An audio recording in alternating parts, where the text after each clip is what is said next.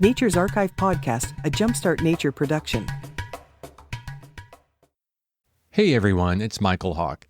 Can you believe it? We're already at the end of 2025.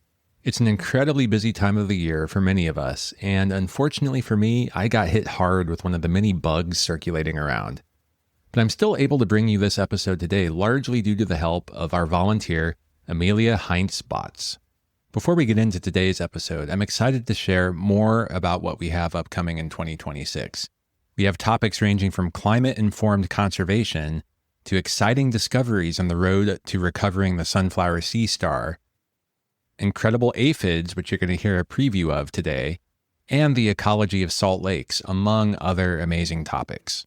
Today we have a special compilation episode looking at biodiversity. We're covering everything from oceans to mistletoes to even a mini preview of an upcoming episode that you'll hear in 2026 on aphids. Let me tell you, I just love biodiversity. I've always thought the term sounds a little bit bland, but the diversity of life is why we're here today. Studying biodiversity reveals how food webs work, how agriculture prospers, how soil forms, and so much more. It also reveals the unique adaptations different organisms have developed, sometimes showing resilience and sometimes fragility. And very often it forces me to question how I look at the world. And our first segment really illustrates that point because we're talking parasites. Now, when you hear the word parasite, you're probably thinking of mosquitoes or ticks or tapeworms, nothing you'd want to invite into your home or property. But what if I told you there are parasites that are absolutely essential to healthy ecosystems? In fact, there are many examples, but today we're focusing on one of the coolest plants I can think of, mistletoes. Our guest in episode 114 was Dr. David Watson. He's an Australian ecologist who specializes in mistletoes. Mistletoes have evolved their parasitic lifestyle 5 separate times across different plant families. That alone tells you something remarkable is going on here. They provide food, shelter, and even dramatically cool the air in their immediate environment. Dave's research shows that trees with mistletoes can be up to 10 degrees cooler than neighboring trees because mistletoes are constantly releasing moisture. He's proposing that we intentionally add mistletoes to urban street trees as a climate adaptation strategy, turning what foresters once called public enemy number 1 into a solution for our overheating cities. And that's not even talking about all of the biodiversity benefits that they bring. This conversation really helped me realize just how critical some parasites can be. Let's listen. How did mistletoes appear on the scene? All right. Well, so firstly, just a few facts, and then we'll get into the history. So mistletoes aren't one thing. They're a way of being a plant. And there's 3 things that they do that makes them a mistletoe. So they're parasitic, hemiparasitic. We talked about that already. They attach to their hosts above ground. So they're aerial and hemiparasitic, and they're woody. So they've got woody tissues. Now you can think of all sorts of other plants that are 2 of those 3, like dodder. Dodder's an interesting one. It's an aerial hemiparasite, but it's not woody. And then there's all those freaky little things that live in forest understories that attach to the roots, and they're not mistletoes. So aerial, woody hemiparasites, those 3 attributes, they have evolved independently on 5 different occasions. And they're not each other's closest relatives. They always came from root parasitic shrubs, woody shrubs. And 3 of those lineages are pretty minor, small groups of plants in tropical forests, either in Asia or in Latin America. But there's 2 families that have gone bananas in terms of diversification, and they account for the vast majority of mistletoes worldwide. So those 2 families are what most people think about when they think about mistletoes. And when you look at them now, they're a very distinctive group of plants that have evolved independently, and many of their traits are convergent. But they popped up in the fossil record fully formed, and so we don't really know much about the early history of that. But we get a few clues from looking at the way different mistletoes do their thing today. And recently I pieced together what little bits we know that they used to do and what they still can do in today's forests, and then looked at the history of when these lineages came to be. And mistletoes today depend on birds to move their sticky seeds around. But if a mistletoe seed falls on the ground, nothing happens. It might sprout, but it needs to be on the branch of a tree a living tree of a compatible species, and then it can make a living. But if you look at the history of it, the switch from root parasitic shrub in the forest understory to canopy parasitic plant, a mistletoe, up above the ground, that predates birds. That happened ages ago. And the major transitions occurred around the 30 million year ago mark. And there were birds around, but not the kind of birds we see today that move mistletoes around. It was right before songbirds became a thing. And so it looks like, on 2 occasions at least, possibly 4, these root parasitic shrubs were moved into the canopy by mammals. In Africa, it's a group of mammals associated with the little dwarf lemurs and bush babies. You can find nocturnal critters in Africa and Madagascar. And then in Latin America, tiny little marsupial, the Monito del Monte, the sole living representative of a whole order that used to be widespread in Gondwana all the way across Antarctica when Antarctica was forested. And those 2 dudes were the first agents, as far as we can tell, that took this root parasitic plant up into the canopy, either wiped off the seeds or defecated the seeds up there, and the seeds are like, hey, look, we can actually do this. And that was right around the time when songbirds were emerging. So songbirds most definitely helped diversify mistletoes, but they weren't the agents that first explained that switch from the root parasitic to the aerial parasitic. That was our great-grandparents. Wow. And talking about a seed falling on the ground, maybe it sprouts, but it can't take hold. That takes me back to your earlier discussion about the hemiparasitic and the fact that mistletoe can photosynthesize. So in the life cycle of a typical mistletoe, is the host plant just helping it through those initial stages to get it to a size and maturity where it can produce its own nutrients? Or is that mistletoe continually using certain specific nutrients from the host plant throughout its life? Good question, and it's the second part. So it's constantly taking water and whatever's in the water. But in most parts of the world, think of mistletoes as water parasites. What they really need is water. The rest they can make themselves. And before they've attached to the plumbing system of the tree, they've got a green seed. Their seed doesn't have a seed coat, so it's a photosynthetically active seed. So it needs to be deposited in quite a well-lit area because it needs to photosynthesize even as an unsprouted seed to power that initial growth and that initial push into through the bark to make that connection with the vascular tissue of the host. So can you tell me a little bit about what do they do beyond take from the host tree? Great. So they do a fair bit, and they've been studied quite well. There's a group of mistletoes that are quite diverse in North America, Mexico, sneaking up into Canada, but especially in the western US. They're called dwarf mistletoes, and they parasitize coniferous hosts, pine trees, fir trees, even some on cypress. And they're public enemy number 1 to commercial foresters because they take a beautiful Christmas tree with all the straight board feet and whatever units of timber you want to use and turn it into this contorted structure that can never go through a sawmill. And so there's been tens of millions of dollars of research done on mistletoes, courtesy of the US Forest Service, to try and find a weak link, a little chink in the armor of this pernicious parasite. So the dwarf mistletoes of the US have been very well studied, and by extension, looking at their relatives in Mexico. Australian mistletoes have been quite well studied in terms of their ecosystem impacts. And just now we're starting to see some really good work being done in many parts of Africa and many parts of Latin America, quite often by homegrown researchers in those regions, either studying them as entities in their own right and learning out new stories. Like the first bat-pollinated mistletoe was just described in Brazil a few years ago, but also seeking to test these ideas that have come from other systems and see if it applies in a novel ecosystem. But surprisingly, and not just among mistletoes, but in parasitic plants more broadly, the few really detailed ecological studies that have looked at these plants and how they fit into their world, remarkably congruent in their findings. And it's the exact opposite of the effect that it has on the host. So we spoke at the start about how parasites make a living by taking from others. That's what makes a mistletoe. And so obviously there's been some studies showing that trees and mistletoes have slower growth rates. They may be more susceptible to drought. They may be more susceptible to dropping branches prematurely. Surprisingly, very little evidence, direct evidence for mistletoes affecting mortality.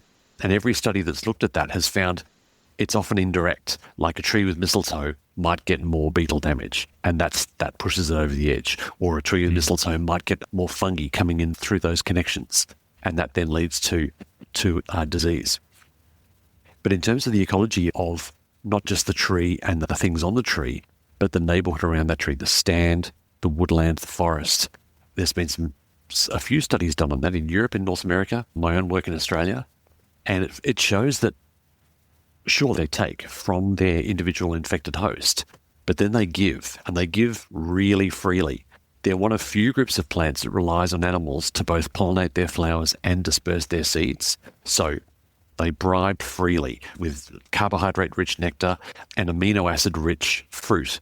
With the fruit, it's quite often for a specialist consumer because it's a sticky thing. It's quite hard to process, and it's very reliable. So you have all these different birds around the world that have worked out if you can find mistletoe, you will never go hungry again. I recall sorry to interrupt. I recall on a trip I had to Australia, actually, there's actually a bird called a mistletoe bird. The greatest bird in the world. So there's those partnerships with pollinators and with seed dispersers. But also we see the way that the parasitic plants draw water from their host, which is really important. If they can't do that, then they die within minutes. They don't do it actively. They do it passively by retaining very high concentrations of nutrients in their stems and leaves. So they're full of salts, of goodies, and they use that concentration to passively pull water from the host as the water tries to equilibrate across that gradient between the two plants. It's effectively like osmosis. And then when the plant is done with its leaves, they churn through their leaves quite quickly. They drop their leaves with all of those nutrients still in them. So parasitic plant litter, leaf litter, and mistletoe leaf litter in particular can have 17, 20 times the concentration of potassium as the host. Many metals that are quite rare in soils and herbivores have to work really hard to find to get a complete diet. It's just loaded in mistletoes. And so that's one of the reasons it's such popular food. So many browsing herbivores will go out of their way to eat mistletoe, not really as a main meal, but just as almost like a vitamin, just to get all the bits and pieces they're missing. All the great apes go out of their way to eat mistletoe. It's one of those things. But then they drop it as a steady stream of enriched litter. And that's like crack for a forest. It just goes bananas. All the microbes and the fungi in the soil that are limited by particular nutrients suddenly have unlimited nutrients. So decomposition rates go sky high, carbon assimilation rates increase, the porosity of the soil increases, invertebrates move in, mopping up all these tasty fungi, and then insectivores follow in hot pursuit of the insects. So worldwide, we see in areas with more mistletoes, like two comparable forests, one's got a few mistletoes, the other one doesn't, there'll be more species of animal in that forest.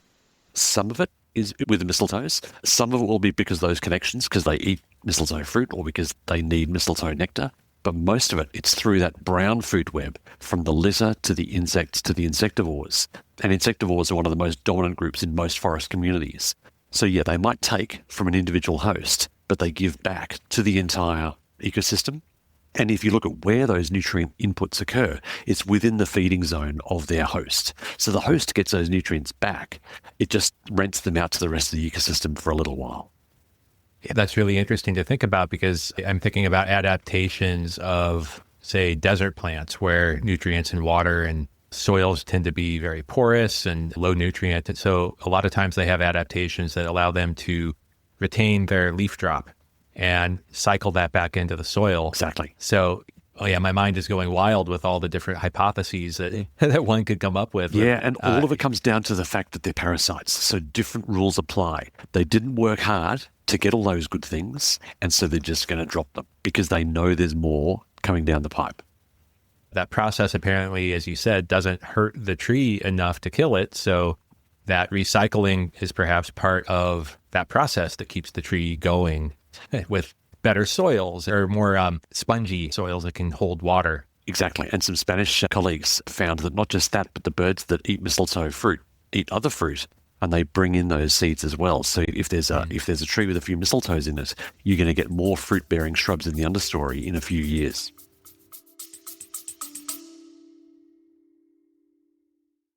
Hey, Michael here. Great news. After such a long wait, Jumpstart Nature, my education and conservation organization, is now officially a 501c3 nonprofit. That's as of April 2025. This unlocks a bunch of great opportunities for us. Jumpstart Nature is who produces Nature's Archive and the Jumpstart Nature podcast. I started Jumpstart Nature to inspire you to take action to help nature. There is so much we all can do, even in times like this, where it feels like our institutions are failing us. So please help us continue our mission by donating to us at jumpstartnature.com/donate. A $5 per month donation goes a long way towards producing these shows. You can also support us through Patreon at jumpstartnature.com/Patreon, spelled Patreon. And by the way, for those of you using the Patreon app on an Apple device, please note that Apple adds on an additional fee. So if you use Patreon, you should contribute through their website instead to avoid that fee. And as always, we're looking for volunteers. If you've ever dreamed of meeting some of the guests we have on the show, producing a podcast, or just love editing audio and video, or even if you'd like to help us in our app development, I'd love to hear from you. Drop me a note at hello@jumpstartnature.com. Thank you for your support, and thanks for being part of our movement. Yes, I mentioned the mistletoe bird, and you were talking about seeing a lot of bird diversity near mistletoes. Beyond eating the fruit and then dispersing the seeds, are those birds eating the leaves in situ, or are there other things going on too? Sure. So leaf eating is quite rare in birds. There's only a handful of birds that do it. There are a few birds that eat mistletoe leaves, but none in a really... So there's turacos in equatorial Africa. There's the plant cutters in Patagonia. There's a few weirdos that do it. But from the bird point of view, nectar and fruit are the two big ones, but then nesting. There's a startling variety of birds preferentially nest inside mistletoe clumps. So if you think of a cartoon tree, just a generic tree, it's pretty open, it's got a crisscross network of branches in there, and then a canopy of leaves. And different birds have worked out ways of affixing a nest to that. They might hang it from a branch, they might put it inside a fork, they might stitch some leaves together. But mistletoes are like a compressed tree. They're more branched, and the leaves are semi-succulent. They've got a very high amount of water in them. So in a dry area, or in a windy area, in a very hot area, it's measurably cooler inside a mistletoe clump than inside the rest of the tree. And many birds in all parts of the world will seek out mistletoes as a structure within which to place their nest and a microclimate within which to raise a family. So, and you see that worldwide, like Cooper's hawks, a bird that'll be in your backyard. Almost every Cooper's hawk nest described is in a mistletoe. I did not know that, and I do see them a lot. So. Excellent. Well, now you know where they've come from. It's a good indicator, yes. The thing that has always been interesting to me about birds that nest in mistletoe is that it is a hot spot for a lot of activity, a lot of other birds. So I'm wondering, how do you reconcile a bird choosing to nest somewhere where there's like all this extra attention from other bird species coming in and maybe other mammal species as well coming in? Yeah, so that we tried to capture that. We've looked at that specifically in a few cases. And I think the title of one of our papers were "Cafeterias Are a Lousy Place to Raise a Family," because of just what you're pointing out. Typically, it's seasonality is your friend. So that when there's peak fruiting or peak flower availability, that's not during the breeding season of these birds. So it's not as if they're having to bother. But a lot of the mistletoes we're talking about are quite large, and the fruit and the flowers are born on the ends of the stems, whereas the nests are quite often on the connection, on the house story between the mistletoe and the host, or right within that network. And that might be a meter away from where things are coming and going. So I think you can have both without too much troubles. But certainly some predators will key in on that. And so there's accounts of African lizards, of various birds of prey, hiding in and around mistletoe clumps, waiting for birds to arrive because they know it's a center of activity. What else comes to your mind when we think about the ecosystem impacts of mistletoes? Yes, there's two things that are tickling my fancy at the moment. One is climate change stuff, and the other is history. And we've spoken a little bit about both. So I mentioned that lots of things nest in mistletoes because they're a dense structure and they've got that high moisture content of their leaves. There's a bit more to it than that. And so we've done some work now showing that at the whole of tree scale, a tree with mistletoe in it is measurably cooler than an otherwise similar tree. And there's a reason for that. The stomata, those little holes in leaves where gas exchange occurs, the way plants regulate water loss is there's two little cells either side of their stomata called guard cells. And when there's lots of water in the tree, they close and the stomata is closed up. Mistletoes can't close their stomata. Their leaves are always open. They are always bleeding moisture into the world. And so on. That goes back to the sort of the osmosis. Exactly. Comment, yeah. So they're just always drawing and always releasing water. And so in very hot, very dry conditions, there can be a 10-degree difference of a mistletoe-infected tree as opposed to a regular tree right next door because of that just dripping tap effect. And so if we're thinking about street trees in cities, we're very concerned about urban heat island effects. Cities have lots of hard surfaces that store heat, and anything we can do to add green space to our cities we know helps. But adding mistletoes to street trees in our cities, I think, is a next level strategy that I need to get on a global campaign to make that happen. Is this something that could efficiently be done by people? Because I guess if a bird comes along we've done it. We've done it. Okay. It can be done. I'll send you the paper. And look, the other thing that really flips my pancakes is how long has this bird mistletoe dance been going on for? So I mentioned that mammal got the party started a long time ago, but just recently I reviewed a lot of what we know about early bird diversification and early mistletoe diversification, and it looks like they tracked through the same places at the same time, certainly in Latin America. So when some of the main lineages came into southern South America from the south, from Antarctica, as Gondwana was splitting up, it looks like mistletoes and birds basically hitched a ride on one another and leapfrogged right the way across the Americas. And so working that out is going to occupy my mind for the next year or so. The other maybe crazy, ill-informed thought that came to my mind is here in California, we have the coast redwood trees, which are just these immense trees, and they can have ecosystems in the canopy where different plant matter accumulates, a bird comes along, it drops a seed, and you can have shrubs, not parasitic shrubs, regular shrubs just growing up in the canopy. So that has me wondering, like, is this a ripe area for new mistletoe to emerge? Because you have this kind of alchemy going on way up there in the canopy. Yeah, for sure. That's where amazing things happen. And there's some very clever epiphyte researchers that are looking at those sorts of things and the way regular plants grow in that system. They can grow roots out of places that they normally don't grow roots from. And you get crazy animal communities up in there as well. Tardigrades go bananas in coast redwood epiphytic gardens. We've been talking a lot about mistletoe on trees. Do you ever see mistletoe? Again, it's a fuzzy definition, like what is a tree, but do you see mistletoe on other plants, smaller plants? Rarely. And I mentioned those two main groups of mistletoes that account for the vast majority of them. There's the Lawrence which is a southern-derived, Gondwana-derived group. They're the ones with the bright flowers. They're often called showy mistletoes. And then there's the Viscaceae, which is originally from Laurasia. They're smaller flowered, and that's the Christmas tree mistletoe that we tend to think of. And the earliest branches of one of those families, the Lawrence, they're root parasitic mistletoes. So they were mistletoes before there were trees to infect. So we're talking 70 million years ago or so they popped out. So ancient beasts, and they'll infect anything. So they'll send out roots almost 100 meters in any direction.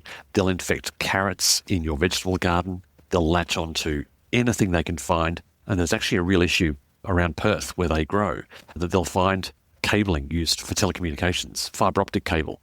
And the roots just assume it's some strange root that they've never encountered before, wrap around it and slice it in half. They've got a hydrostatic guillotine that can just cut through anything. And so you're there having a chat with your friend, and suddenly internet goes out, mistletoe. That one really hits close to home because I spent many years working in the telecommunications industry, and fiber cuts were a big deal and very often hard to locate. But I don't ever remember having to locate a mistletoe-induced fiber cut. Usually it was an animal or a root of a tree, or more likely an accident, train derailment or something like that, right, dug into the earth. So, wow. So you've peppered this conversation with a number of tidbits about the research and the papers that you've written. I'm curious if you have anything else you'd like to say there. Do you have any other discoveries or research findings that you'd like to share, or maybe something in progress that we can look forward to? Sure. Yeah, there's a lot of what I've spoken about was directly from work I've done or I've done in collaboration with colleagues. In terms of where things are going, I hinted at this in the history bit. Yeah, so it looks like the group of, well, let me leave you with this. The most diverse group of birds in the world got that way because of mistletoe. So the tyrant flycatchers and their allies is a group of just hundreds upon hundreds of species that'd be familiar to many of your listeners as kingbirds and peewees, all those distinctive flycatchers you see in the US. But then you go to South America and there's 101 versions of them. And then there's the cotingas and the manakins and all their little friends. They rode the mistletoe wave coming all the way up from South America as those plants moved into the forest and added a regular source of fruit and a regular dripping tap of high nutrient leaves. Those frugivores and insectivores came up there with them. So that's a massive preview of about 3 papers that are going to be published in the next 2 or 3 years. In terms of other stuff, oh, look, there's just so much. I think I'll leave it with that one. Next, we'll dive into a conversation that opened my eyes into just how interconnected and vulnerable our ocean ecosystems really are. I spoke with Dr. Judith Gobin, a recently retired marine biology professor from Trinidad and Tobago, who spent her career studying everything from shallow coastal waters to the deepest parts of our oceans. What struck me most about this conversation is how Judy reveals biodiversity operating at scales most of us never consider. First, you'll hear how mangroves, seagrass beds, and coral reefs aren't separate ecosystems at all. They're intimately connected in ways that create some of the most productive environments on Earth. Then Judy takes us on an expedition 3,500 meters deep with Robert Ballard. Yes, the Robert Ballard, the one who found the Titanic. In this case, they discovered cold methane seeps supporting entirely unexpected forms of life, including nearly 200 potentially new species. But here's where it gets urgent. Judy explains that beyond 200 kilometers from the coastline, the ocean floor is basically unregulated territory. Right now, there's a race between deep-sea mining companies who want to extract minerals with what amounts to underwater bulldozers, and scientists trying to ratify a new treaty to protect these ecosystems. What you're about to hear isn't just about discovering new species. It's about understanding that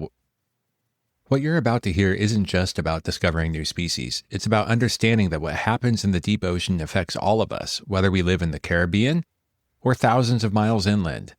The ocean's connectivity means nothing stays isolated, and the clock is ticking. Let's listen. I think a lot of folks are pretty comfortable with terrestrial systems. We can talk about different types of forests or wetlands or things like that. But we aren't so familiar with those in the ocean because they're kind of beneath that glassy sheen of the water. Yes. And we don't see them and interact with them all the time. Right. So could you maybe provide a quick overview? You could start with the systems that are in Trinidad and perhaps move more broadly beyond that, some of the more productive or biodiverse marine ecosystems that are out there. Sure. So just remind our listeners the location of Trinidad and Tobago. So we are the southernmost islands of the Caribbean, a twin island state, Trinidad and Tobago, southernmost. So we are actually at the tip of South America. We are very close to Venezuela and, of course, and as I mentioned, South America. So the reason I mention that is that we are actually in a very unique position, meaning that we are not totally oceanic because we are influenced by outflows from the Orinoco River in Venezuela, South America. Oh, interesting.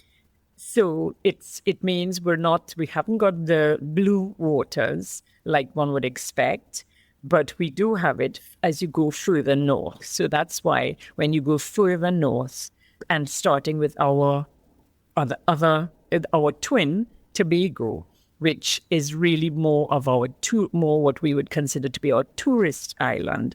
That's why you have a proper oceanic reef developed there. It's the Bucco Reef, and it's very well known worldwide. I believe we still have on record one of the largest brain corals located there. It's wonderful diving.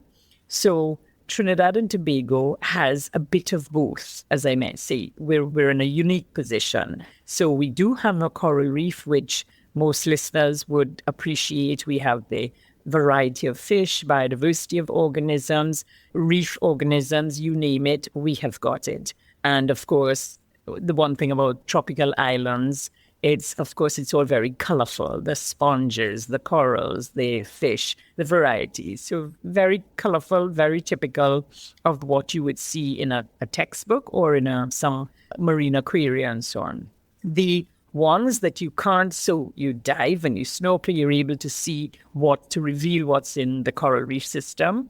What is not as easy to see is, of course, as you go from your beach, sandy beach, into the water in the intertidal, as you're walking in, you don't see the interesting organisms that are there. So our sandy beaches are rich in biodiversity. So these are where you get all the burrowing shells, the bivalves, you get the tiny crabs, you get there's small intertidal fish as well, which as kids you try to pick from the water when you go swimming and things like that.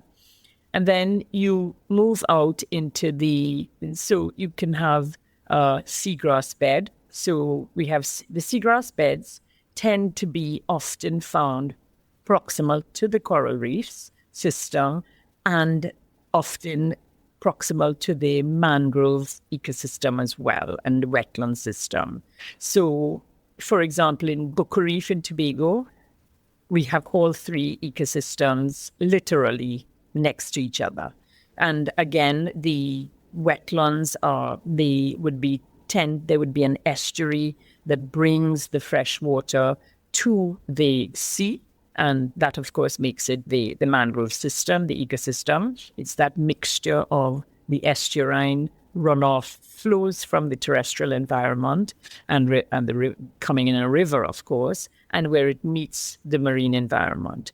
And you can imagine the productivity and the sort of richness of the productivity. And that is why that area where the mangroves meets the seagrass beds meets the coral ecosystems, you can understand and appreciate why it is so productive and diverse, because the organic material that's being brought by the estuarine system feeds and this system, which is sharing all of these rich resources. In places like Trinidad and Tobago, so for example, we have very huge wetland systems. One of the larger ones is the Nariva swamp or the Caroni swamp. And they are extremely interesting areas. Most people who have never been, they think swamp, it's muddy, it's murky, you can't see what you're stepping into, but it's really quite interesting and attractive. And are these saltwater swamps or brackish water? Right. So these would be brackish water. Okay. So some parts, of course, the sort of more terrestrial areas are going to be more freshwater. Then you get into the estuarine, and then you get into some areas which can actually be quite salty. And that's where in the sort of saltier waterfront area where you get into the seawater now, you will have the more salt-tolerant plants and animals as well. So you'll have mangrove plants that are more salt-tolerant on the outer part of the mangrove wetland or of the wetlands, where it's actually now in seawater, basically. So the richness of these environments and the support, you have crabs and the shelled organisms, you have mussels, you have a lot of waterfowl, a lot of bird species. And in Trinidad and Tobago, our national bird is the scarlet ibis. And the Caroni swamp is hopefully lots of our listeners are going to recognize that it is an extremely, very wonderful place to visit, to see thousands of scarlet ibis as they are roosting when they come in the evenings. They come in around 6 o'clock in the evening. They fly off during the morning period and they come. So that's when we have the tourist boats going down into the swamp, because the green mangrove trees are dotted with scarlet ibis. So they basically look like thousands of apple trees with just red dots on them. And of course, close up, that's the whole exciting part of the tourism activity where you can actually see them roosting.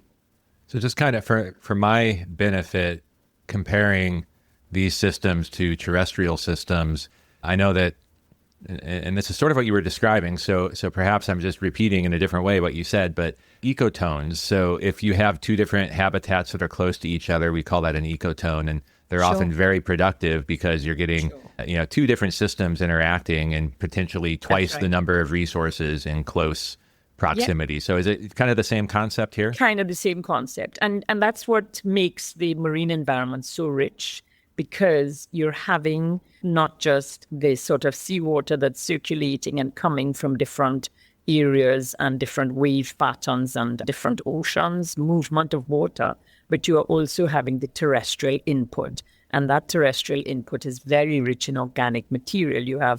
Remember, you're having breakdown of carbon material from trees and animals, or being transported via the estuaries, passing through the mangrove systems and getting into the sea, and then, of course, the associated seagrass bed or the coral reefs. Maybe you can tell us a little bit about what it means to be a benthic ecologist and how that led you into the deep sea systems. Sure. So as a marine biologist and a marine scientist at the university, I was engaged in a lot of benthic ecological surveys. And those are basically, you look at marine organisms that are living in the sediments. And lots of listeners they may think, oh my God, what's there?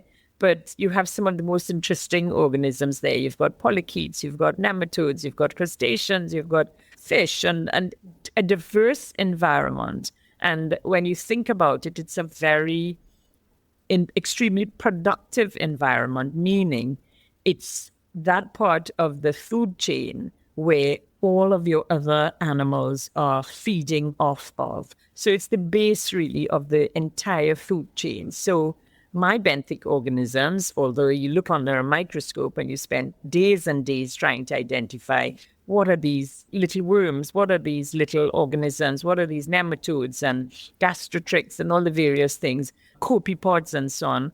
Why are they important? They're important because they are the food source for everyone else up the food chain. And if they go missing, or if they are negatively impacted, as they often are with drilling for oil, drilling for natural gas, deep sea mining, rather just mining in the ocean and so on. So negative impacts or destructive activities can wipe out the food source for a larger number of organisms. So we're not going to be able to have the fish that we're accustomed to having. And this is actually one of the reasons why there's been a decline in the fisheries, because a lot of the exploration activities and other activities have negatively impacted on the benthos or the benthic systems. And the study of benthic ecosystems is really I'm very pleased to say, it's a major component of environmental impact assessments across the globe. So we were very pleased that it was included, and it has to be included in marine environmental impact assessments. That then led me, as part of those studies and my collaboration with colleagues, I was invited on the exploration vessel EV Nautilus, and it's owned by Professor Robert Ballard. And Professor Robert Ballard is well known as the marine archaeologist who was responsible for locating the remains of the Titanic. He has really just kept his interest in marine archaeology and marine biology and biodiversity. And this exploration vessel, as opposed to a research vessel, the exploration vessel is all about exploring different areas. And we were very fortunate in the Caribbean that the vessel was coming to Trinidad and Tobago. Rather, it came to Grenada first in 2013, and a year later, in 2014, came to Trinidad and Tobago. I was on that vessel with Professor Robert Ballard, and of course, I guess that's one of the highlights of my career. What was also very interesting, of course, is in the textbooks, as a marine scientist, a marine lecturer, I had noted that there were certain seeps, cold seeps, that were present. That's where it's in the core of the earth, where there's release of gases coming out from the core of the earth. And some of them were located in our deep seas. And they've been on maps, and they looked pretty close to Trinidad and Tobago and Venezuela and South America. We stumbled upon the seeps, and they are cold methane seeps that we were now able to see really in action. And we have those documented in some lovely videography, which we can share with podcast listeners who are interested. That would be nice. It really was a first for Trinidad and Tobago and the Caribbean. And we, on that expedition, and that one was in 2013, we discovered a mussel, Bathymodiolus mussel, that was the largest on record. So we have the largest mussel on record, Bathymodiolus species, and that's from Grenada. So we were very chuffed that here we were able to uncover new treasures that were basically in our backyard in the Caribbean. And so it was the start, an amazing foray into the deep sea. That mussel that you found, is it only found near that volcano? It's not actually. So it wasn't a new species, but we know that they are present in areas under those similar types of conditions, but it was the largest one on record. Oh, I see. But following your train of question, I'm very pleased to tell you that our 2014 expedition off of Trinidad and Tobago and other parts of the area, we have collected close to 198 potentially new species of organisms. And I'm going to pitch in here that one of the ones that's been described before is actually named after me. It's called Lamellibrachia judigobini. So any of our podcasters interested, look for Lamellibrachia judigobini. I will definitely do that, and I'll link to what I find in the show notes so that people can find that. So really, the point is the sort of excitement about all of this was we are still in 2013 and even up to 14 and now certainly we are still discovering new species in the deep sea, and this is why we recognize the deep sea as being extremely important. Sure, we knew that our marine ecosystems, as we've talked about earlier in this conversation, we've talked about how very important they are, and especially for small islands, states like ours, that rely on the ocean's productivity to basically feed its people, for our tourism, for communities, livelihoods, shipping, transport, oil and gas activities as well. Now we are recognizing that the deep sea, of course, is just as important. And the deep sea really is it's another very large ecosystem that is one that we hadn't quite considered in the equation before. I mentioned Professor Robert Ballard, and this whole discovery of seeps and so on has really only happened in the last 45 years or so. So the interest and the sort of building of knowledge and capacity in deep sea biology is still fairly young. But having said that, we have learned quite a lot about the deep sea. And we know that, of course, the deep sea, like the other ecosystems we've been talking about, it's not barren. There is a huge biodiversity of organisms, as we revealed in our deep sea for Trinidad and Tobago, and that's just really the tip of the iceberg. There's that very important element that we need to consider, and it's the use of some of these organisms for extraction of products, and this is what we call or refer to in science as marine genetic resources.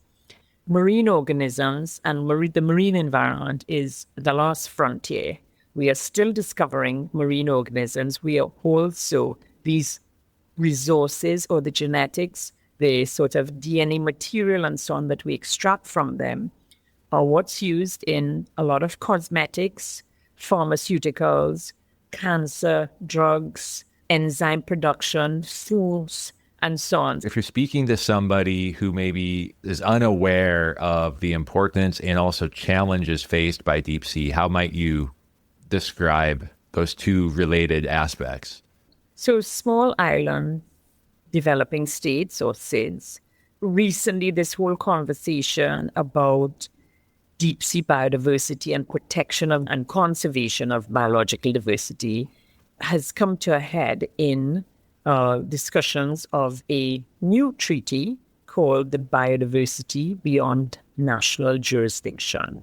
And I see it as and a lot of us marine scientists see it as a landmark treaty, one that we are very, very pleased about because it's what I consider to be a science-based treaty, because there's now this real and genuine link between science, what we know, and how we want to conserve and protect it.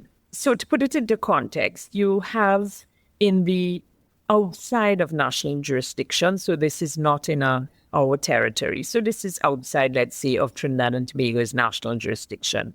If I could pause you on that, like when we think about national jurisdiction in the ocean, you can almost imagine, and I'll have to look it up, but there's a perimeter that extends from the land a certain number of kilometers, basically. Yes, that would be 200. 200. Okay. Yeah. And then 200. all of the space outside of that. So imagine a globe and then extend. Open ocean. That's open right. Ocean. So can anybody kind of do whatever they want in that? That's right. Space? It's called, okay. it's basically falls under the rule of law, the common heritage of mankind. So you're free to go there, you're free to do whatever. And of course, a lot of the shipping and transportation rules fall outside of national jurisdiction. That is the areas that an island or territory may be responsible for.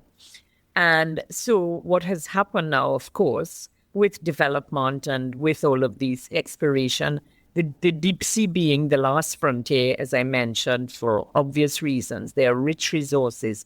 There are untapped resources. And there are these resources which have been, we know, are present. They've been documented. We know a reasonable amount about them.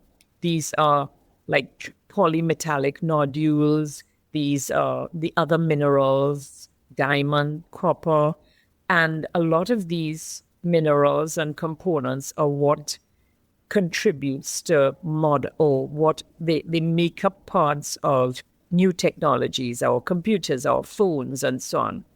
And the demand, of course, is great, very great. So countries are already applying to the International Seabed Authority, which is actually the authority base. It's the institutional base is actually in Jamaica, and you have to apply, all the states and countries have to apply to the International Seabed Authority for extraction licenses to go into the deep sea now to mine for these materials. And that's as a result of the new treaty? No, we are very fortunate that the treaty has come at the right time because there were exploration requests. So you have countries that are able to go out and explore because it's quite costly, of course, to deep sea mine for these materials. It's quite expensive. So there have been these exploration requests to the International Seabed Authority, and exploration activities had begun even before the treaty came into, the treaty is a new treaty, but it's not in effect just yet until parties have signed on and so on and ratified. So we're at that stage now. But we are very pleased that the treaty is hopefully going to be ratified before any one of these actual deep sea mining takes place. So there's been exploration going on, and it still is going on. A lot of the territories have joined together to request that there be no further exploration activities, that there be no deep sea mining. You'll see it's very topical. There's the conversation of pro deep sea miners and anti deep sea mining. As a scientist, of course, we like to consider that we have very balanced opinions. And I started this off by saying that the treaty is science-based. And I think it is very important for us to consider that we should really not destroy before we have a really good idea and document what is actually out there. So we're talking here, when you mine in the deep sea, it's not just going out on a vessel and picking what you want with the use of an ROV or sampling in some other way. This is picture a bulldozer at this depth. We're talking 3,000, 4,000 meters, just trampling through and taking everything in its path. And that's really what we object to. This is really quite destructive. We are already aware that there are negative impacts of oil and gas exploration activities. There's always releases, there's always contaminants, there's pollutants, and they affect oil on the sediments, the benthic organisms that I looked at. Some of them were covered in oil. Often there's some systems are abiotic where everything dies off when you have the activities going on or for a short period after. Sometimes they recover 7-8 months later, but of course it's never back to what it was. In the deep sea, we have no idea what's going to happen because it's not like we can experiment or we can do a survey at the moment. But what we do know is the machines that are being used are so destructive that they are going to literally be destroying everything in its path. And that really is the aspect that we want to bring to the fore, that let's take a step back. We want to ask the industrialists, we want to ask those who are thinking about it, those with the money to finance these activities. Let's take a step back, do some more scientific studies, and then come up with proposals, pretty much like you would do for an environmental impact assessment in the deep sea. Unfortunately for us, the Biodiversity Beyond National Jurisdiction, the treaty, there are sections, and one of which is environmental impact assessments. One is capacity building, and I did allude to that earlier, where the small island scientists like myself, we want to be involved in this conversation because what happens in the deep sea is going to affect our islands. It may be outside our national jurisdiction, but the ocean is connected, and that connectivity means negative impacts can come into our systems, and we can feel the brunt of that. So we need to be part of the conversation. At the same time, as I mentioned, with the development of drugs and so on, and pharmaceuticals that are now on shelves, cosmetics and so on that are in use, that will have a label that says it came from a Caribbean sponge or Caribbean coral. Caribbean scientists would like to be involved in that process. And the BBNJ treaty does actually specifically state that there must be capacity building in areas where these kinds of activities are taking place. So you mentioned that the treaty still needs to be ratified and signed off. Who is driving this effort, and what is the outlook? How long do you think it might be before we do get to a ratified state? We are aiming to have all the signatures so it's the United Nations, and so you could just go online, look at the United Nations, the treaty, and I believe it's the end of 2025, we must have a certain number of signatures. So the number is for it to move to be ratified and so on. So we are hoping that we will get the numbers. You said you're hoping that you'll get the numbers. Is there some question as to whether that will actually occur? Not so much that. There's been very, very good support and very good interest. But there's, of course, in some first world countries, they are the ones driving the need and the request for deep sea mining. That and the demand, of course. So they are not going to jump to sign on because they want to carefully have conversation. They want to see what's going in, all the annexes and things like that, how it's going to affect their activity and the process. And coming in early 2026, we have a full-length episode with Natalie Hernandez. She's an entomologist who specializes in aphids. With 4,500 species worldwide, that's certainly an underestimation, these tiny but amazing insects often give live birth, and they're a critical part of the food web. Many species are specialists, that is, they only eat specific plants. They help support ant colonies, are host to parasitic wasps, and are food for many other organisms. Some are even quite colorful. I find them endlessly fascinating, so please enjoy this sneak peek at one of our upcoming episodes. One of the reasons I wanted to talk to you is aphids. I sometimes call them, and I later found that Doug Tallamy uses a similar analogy. I used to think I came up with it myself, but I probably heard it from him, that aphids are kind of like the plankton of land, because they fulfill an important role of like converting plant energy into energy that other animals can use in the food web. Mm-hmm. And I think we'll get into that here if we talk about the life history. Just tell me, like, at the highest level, what is an aphid? So the aphids they're also called plant lice because they have sucking, piercing mouthparts. They're going to insert those sucking, piercing mouthparts. They actually have a little straw inside that they can weave between plant cells. It's like just a little clear, very long tube that they will weave into the phloem of the plant.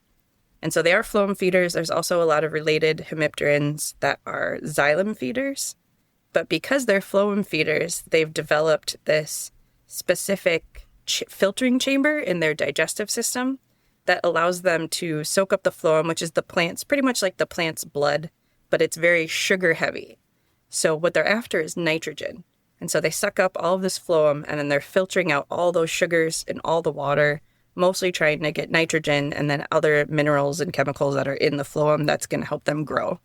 So then they excrete pretty much sugar water as poop, and that's what they're doing sitting on these plants. They're just soaking up all of this sugary substance, excreting sugar water poop, which is called honeydew. Someone decided to try and give it a cuter name. And then that's why you see a lot of other insects that come and interact with them, like ants. A lot of people are really interested in the ant-aphid relationship, are very surprised by it when they post pictures and they're like, what are these ants doing? Are they eating the aphids? And then I explain, I'm like, no, they actually tend aphids for that honeydew. And so there's not a whole lot of insects that produce honeydew the way they do, since a lot of other insects are xylem feeders, which is more water heavy, not quite as much sugar, so it's not as sweet, but ants will attend related insects too in the same way, just trying to get some of that sugar water. They're kind of their own distinct group because they're the only insects with cornicles or siphuncuли, the two little tailpipes on the back end. Mm-hmm. And not all aphids have cornicles or siphuncuли, though. I call them siphunculi. A lot of other people call them cornicles. And if you see cornicles or siphunculi, it's definitely an aphid, but not all aphids have them, if that makes sense. What function do those parts serve? Is that where the honeydew is excreted? The honeydew is actually from between the tailpipes, the siphunculi. The siphunculi excrete alarm pheromones and wax. So when you see a colony sitting on a plant, if they're disturbed by a predator, they're kind of like, the cornicles are kind of like smokestacks. So they release these alarm pheromones, alerting the rest of the colony that there's a predator nearby. And then you might see little globules coming out of the tips of the siphunculi, which is wax. So if a predator comes up and bites them, it's going to gum up their mouth parts and make it more difficult for them to eat the aphid. All right, I hope you enjoyed this quick look at some of the biodiversity topics from last year, as well as the sneak peek to what's coming up next year. Thank you so much for listening to Nature's Archive throughout 2025, and we look forward to bringing you many more great nature topics in 2026. Happy New Year! Thanks for sticking through the entire episode. If you made it this far, I hope that it means that you enjoyed it. If so, please spread the word and share this episode with 3 friends or groups that you think would enjoy it too. As for today's episode, let me know. Did I miss anything? Was there a topic I should have covered? Let me know at podcast@jumpstartnature.com or DM me on any of my social accounts. I'll do my best to answer your questions. You can find me at Nature's Archive, one word, on Instagram, Facebook, and Twitter. I also share photography, nature stories, and much more on those accounts, so you can follow just to stay in touch, too. And despite being called crazy by numerous friends and colleagues, last year I left my tech career behind to start Jumpstart Nature, which Nature's Archive is now part of. For the sake of myself, my family, and the planet, I need to make this work. So please also consider becoming a patron at patreon.com/jumpstartnature. I offer some exclusive content and perks, and you can start donations as low as $4 a month. Lastly, please also check out our latest creation. It's the Jumpstart Nature podcast. Each episode reveals an unseen, surprising, or misunderstood nature topic with the help of experts and our host, Griff Griffith. It's entertaining and inspiring, and even reached number 3 on the Apple Nature podcast charts. There's much more on our roadmap, but we need your support, so check out jumpstartnature.com for more details. Thank you.